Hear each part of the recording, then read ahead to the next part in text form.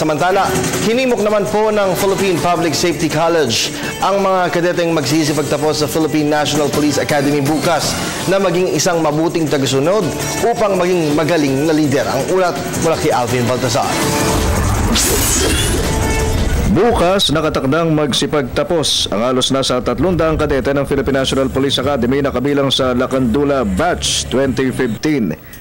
Haharapin na ng mga gagraduate na kadete ang tunay na mundo at i-apply ang natutunan sa akademiya sa nakalipas na 4 na taon, hindi lang ang disiplina, kundi pati kung paano maging mabuting mga tagasunod na katangian ng isang magaling na leader.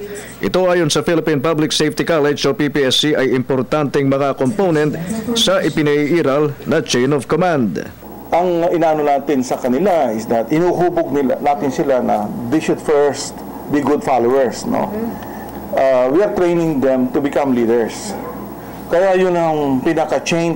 We have to maintain those, yung pinaka-chain or that structure, yung chain of command, for us to be more effective, not only in the terms of control, command and control ang tawag natin dyan, no?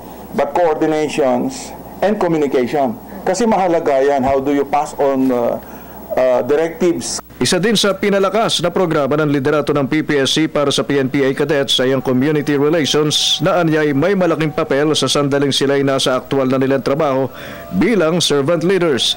Dagdag ni PPSC President De Leon, importante na maagang malantad din ng mga kadete sa kung ano ang mga senaryong maaari nilang makaharap na may kinalaman sa kanilang pagiging mga otoridad. That early, ginagawa natin yan kung kaya mayroon tayong mga crime scene plaza. So, maging conscious na sila that they should really be effective law enforcers.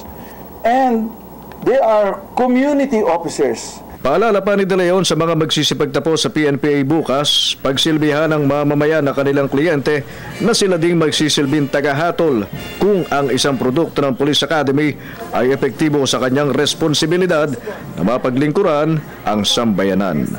The true judges of whether the police are effective or not will be the people. Tao lang ang magsasabi sa atin.